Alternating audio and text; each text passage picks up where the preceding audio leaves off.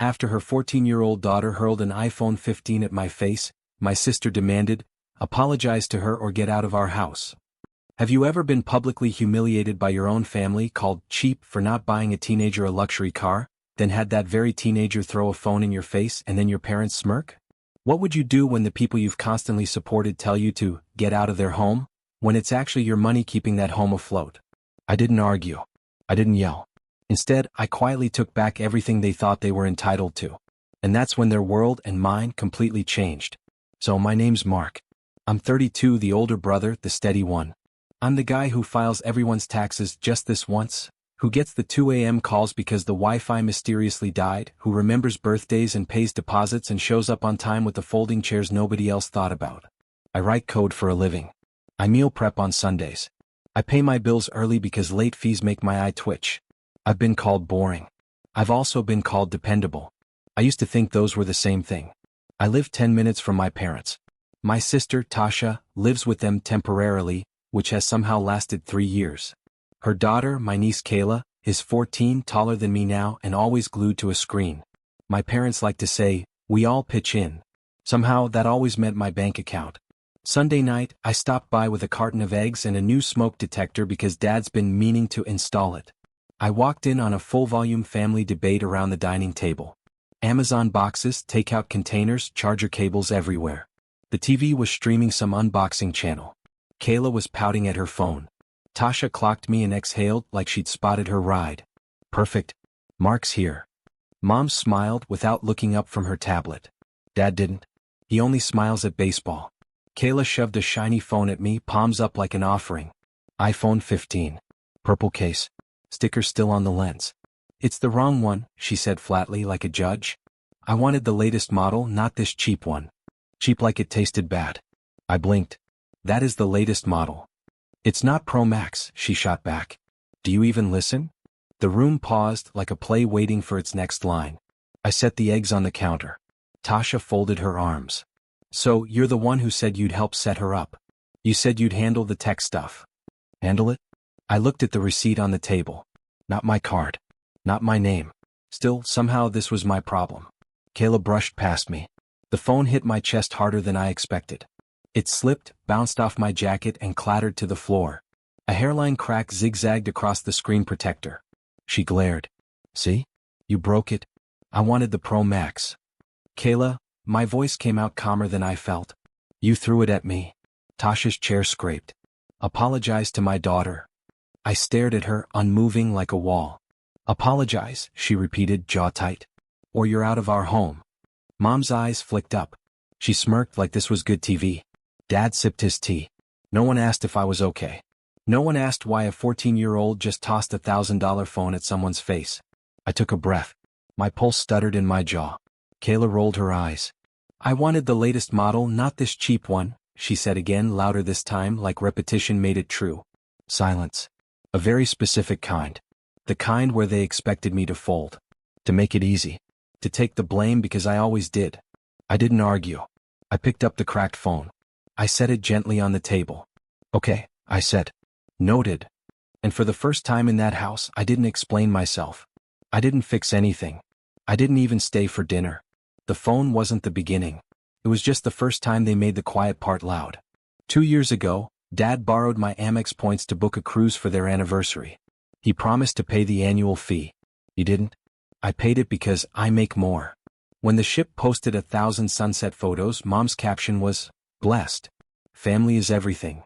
Last year, when Tasha lost her job for unfair reasons, which strangely matched her last 3 firings, I helped with 3 months of rent. That turned into half the mortgage until she's back on her feet. Then it turned into me moving their car payment to my account so they wouldn't lose the family car. The family car that I didn't drive.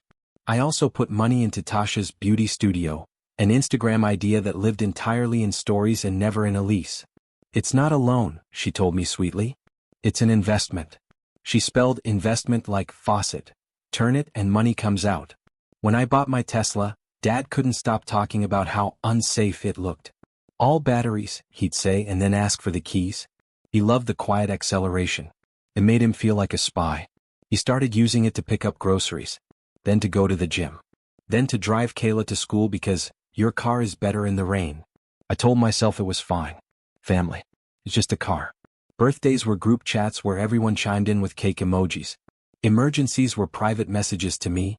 Can you Zelle $300 for Kayla's cheer uniforms? The other moms already paid. Light bill came out early. Can you spot us? I'm under so much stress, Mark. Do you want Kayla to be the only one without new shoes? There was never a spreadsheet. There were never totals. Just me and my phone and whatever balance was left. If I hesitated, Mom would send a voice note. Her voice would drop into that soft, heavy register. Don't make your sister beg. You know how prideful she is. Prideful? Like not having to ask me was a moral accomplishment. Dad's line was simpler, be a man. That one always worked. Not because I believed him but because I was tired. There were good moments though. Kayla used to climb onto the couch with me to watch nature documentaries. We built a PC together when she was 11, matching RAM sticks carefully, lining up the pins like we were handling a museum artifact. She called me Uncle Nerd and smiled with all her teeth. She loved the LED lights. Then TikTok replaced documentaries. Then You're Boring replaced Uncle Nerd. The boundary creep was slow like fog. One day they were borrowing my Netflix, then my Apple Music, then my iCloud family plan. I paid because it was easier than explaining why I shouldn't. The login sharing became normal. Passwords turned into a community project. When I changed them, the group chat flared up like a fire alarm. Why are you punishing us? Tasha would write. Control issues, Mom would add like she was diagnosing me. Dad would text a thumbs up emoji to Mom's comment and then call me privately to say, don't be dramatic. We'll talk Friday. Friday would come and go. Nothing would change. Kayla wasn't born with that entitlement. We fed it to her like a vitamin. We taught her that if she looked sad enough, something new would appear. We taught her that money comes from a person, and that person is me. 2 weeks before the iPhone incident, there'd been a smaller crack. I'd stopped by to drop off an external hard drive for Dad. The house was full. Some cousin's birthday. I said hi. I waved at Kayla. She was in the corner with 2 friends, FaceTiming someone about a hoodie. Tell your uncle to stop being cheap, one of the girls said, not bothering to lower her voice. Facts, Kayla laughed, eyes on her screen. He's always like, budget, like who cares? Dad saw my face and clapped my shoulder. She's just a kid. Tasha saw it and said, you know how teenagers are. Mom handed me a plate and moved on to talk about centerpieces. A week later, a package showed up at my building. A Pro Max case, glittery with rhinestones, addressed to me. No phone, just the expectation. A note tucked inside. Can you order the actual phone so there's no delay? XOXOXOT. I set the case on my desk and stared at it for a full minute. My chest did that weird buzz it does right before a migraine. I typed a response. I deleted it. I told myself I'd talk to them in person. Then Sunday happened. The throw, the smirk, the apology demand. I went home and sat in the quiet of my apartment. I watched the city move through my window, headlights sliding up the walls like slow lightning. I tried to give them the benefit of the doubt. Maybe they were tired. Maybe Kayla was embarrassed. Maybe I was reading too much into it. My phone pinged. The family chat lit up. Tasha, next time don't make a scene. Mom, we raised you better than to humiliate a child. Dad, call me. Kayla, in a voice message, I'll get it myself. I stared at that last message for too long. It was small but it scraped. I typed one sentence and sent it in the chat. We need to talk about money. 3 dots. Then Mom, don't you dare hold this over us. Tasha, if you're going to be petty, keep it. Dad, not on text. I put my phone face down. I stared at the Pro Max case on my desk until the rhinestones blurred. I knew then that the talk wouldn't be a talk. It would be me listing details while they call me names. It would be the same script as always, just louder. The only person who texted me privately was my cousin, Leah. You okay? I heard a version. I doubt it's the right one. I stared at that too. A version. There were always versions of me, apparently. The generous one. The controlling one. The safe one. The problem. No one asked what I wanted. I hadn't either. Not for a long time. They scheduled the talk for Wednesday right after Kayla's practice, so she wouldn't be stressed. I got there early and waited in the living room. Half the lights were off. The house smelled like microwaved lasagna and apple-scented cleaner. Tasha walked in first, arms crossed. Mom followed with a legal pad like she was keeping minutes. Dad stayed standing, which he does when he's planning to lecture. Kayla breezed through with her headphones on, paused long enough to roll her eyes at me and flopped onto the couch. Tasha didn't sit. So, are you going to apologize? No, I said. Silence. Mom clicked her pen. You escalated a misunderstanding. You embarrassed a child. She threw a phone at my face. Because you provoked her. Tasha snapped. You acted superior. Dad pointed at the coffee table. This is why we said not on text. You get emotional. I took a folder from my backpack and set it down. Printed statements, transfers, Zells. A year of temporarily. Yes, I kept my voice even. Here's what I've paid in the last 12 months. Mortgage top-ups, utilities, car insurance, Kayla's school trip, cheer uniforms, the Tesla insurance when you switched it under your address for convenience. The so-called investment. The grocery card you said you'd pay back and didn't. The streaming accounts. Mom scoffed.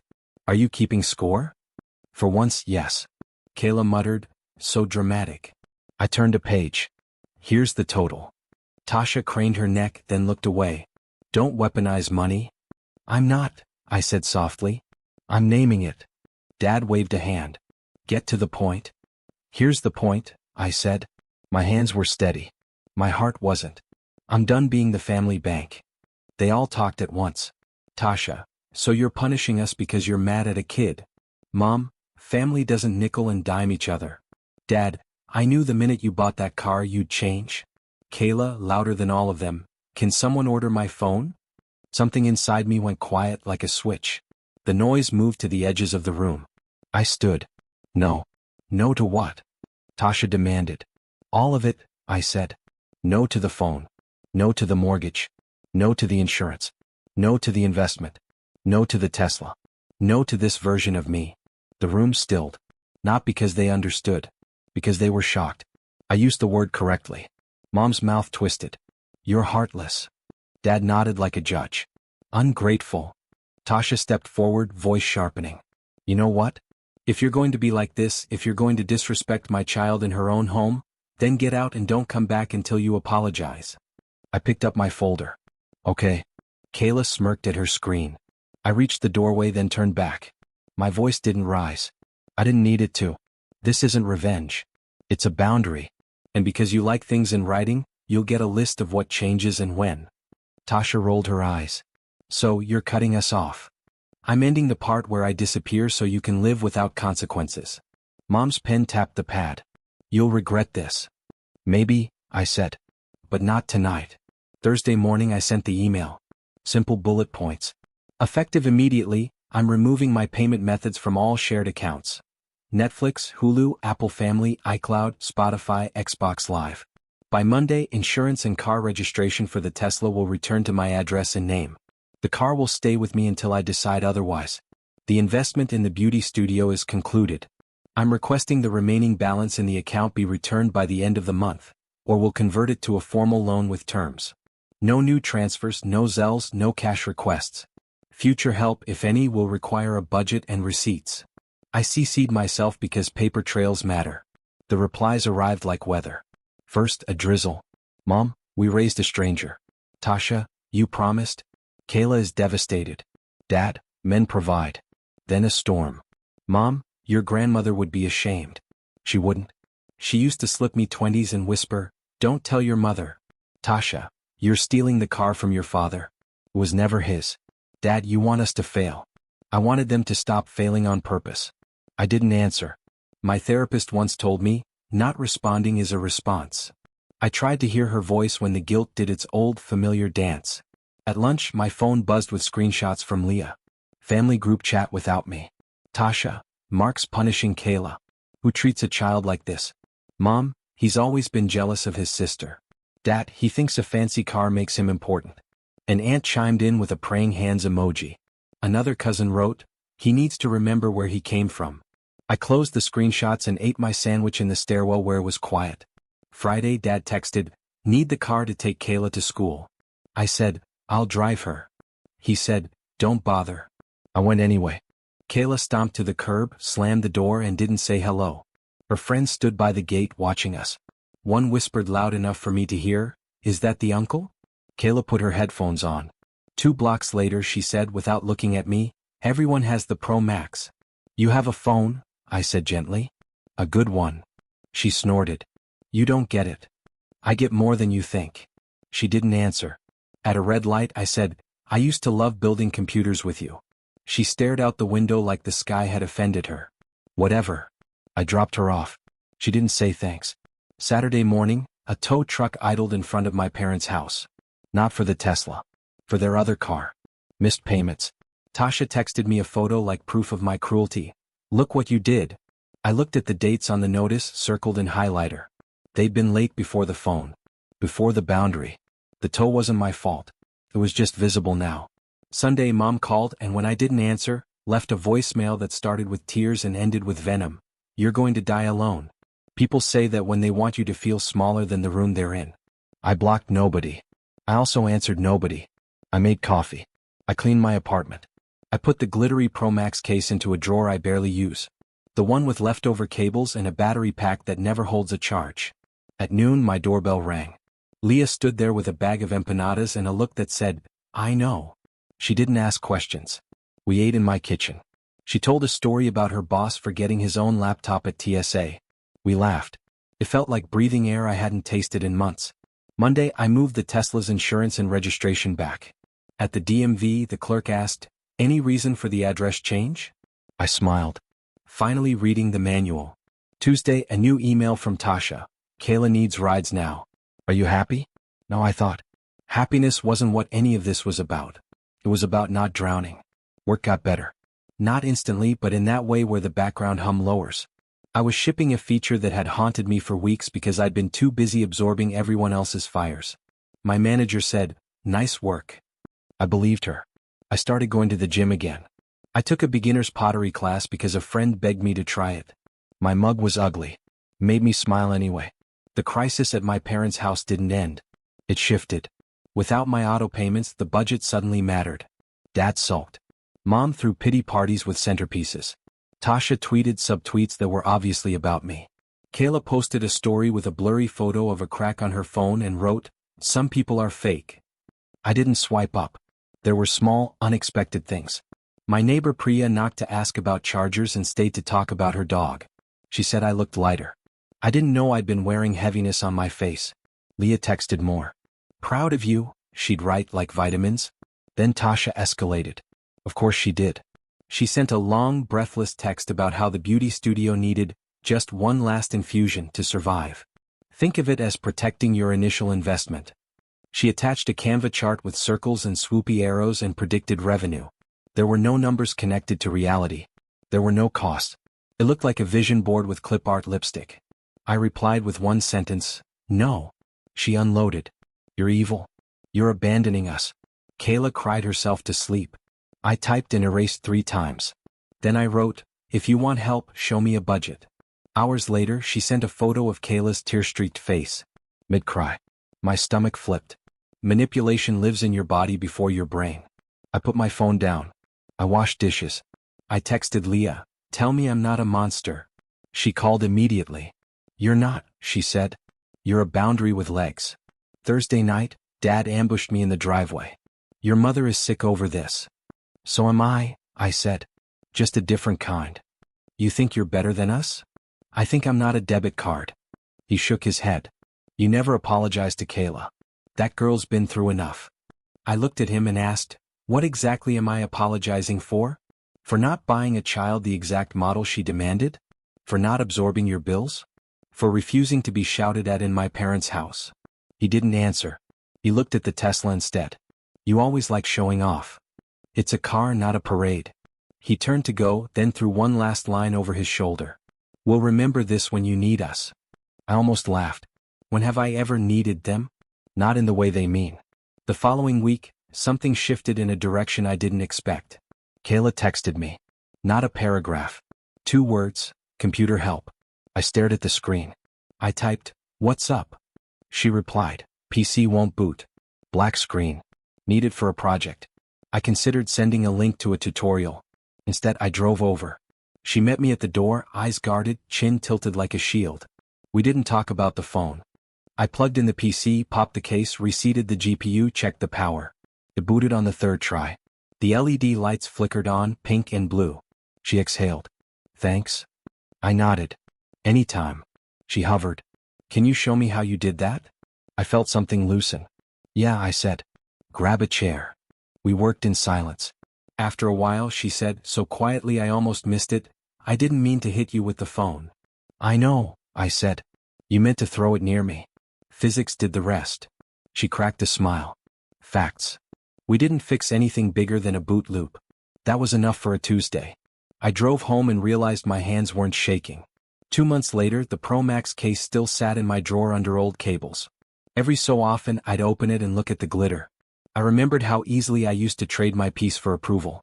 It felt strange to look at an object and recognize the version of me who would have clicked by now without blinking. I still got messages. Holidays came with group photos I wasn't in. There were comments under those photos from people who'd never met me. Family is everything. I would put my phone down and make coffee and text Leah a meme and go on with my day. My parents did not transform into saints. Tasha did not become financially literate overnight. Kayla did not leave her phone in a drawer and read Russian novels by candlelight. Real life isn't a montage, but the volume knob turned down. At work, I said yes to a project I wanted and no to one I didn't. My manager said, "Boundaries look good on you." I laughed because I finally understood the joke. On a Sunday, I pulled the Tesla into my parents' driveway to drop off a package that had been misdelivered. Mom opened the door. She looked smaller. She also looked like herself, sharp and a little tired. We stood on the porch like diplomats. She didn't apologize. Neither did I. I made too much soup, she said, her eyes not quite meeting mine. Do you want some? Yes, I said. I'd like that. We ate at the counter. We did not talk about phones or money. We talked about the weather and a neighbor's garden and a movie she half liked. It was mundane. It was safe. When I got up to leave, she touched my sleeve. You always were dependable, she said softly. The word landed differently this time. Not a chore. A fact. In the car, I sat for a minute with the engine off. I looked at my hands on the wheel. They didn't feel like anchors anymore. That night, Kayla sent me a photo of the PC glowing like cotton candy. I added fans, she wrote. No more overheating. Pro Max. I laughed out loud. I typed back, looks dope. Proud of you. Then after a long beat, she wrote, sorry about before. I stared at the screen. I felt that old automatic urge to say, it's okay. I didn't. I wrote, thanks for saying that. And then I put my phone down and did something I hadn't done in a long time. Nothing. People talk about revenge like it's the only satisfying ending. They don't talk enough about freedom. Mine wasn't a fireworks show. It was a calendar with empty spaces that used to be filled with other people's emergencies. It was a bank account that didn't feel like a public utility. It was a car that went where I wanted it to. It was a quiet apartment where I could hear my own thoughts. Apologize to my daughter or you're out of our home, my sister said after her 14-year-old daughter threw an iPhone 15 at my face. I wanted the latest model, not this cheap one, she yelled. My parents just smirked. I didn't argue. I withdrew my investment. I took back the Tesla. And I said out loud and to myself, from now on you're on your own. Not because I stopped loving them. Have you ever faced a moment where you had to completely change your dynamic with your family to protect yourself? What did that journey teach you? Share your stories and thoughts in the comments below. I'm really interested to hear them.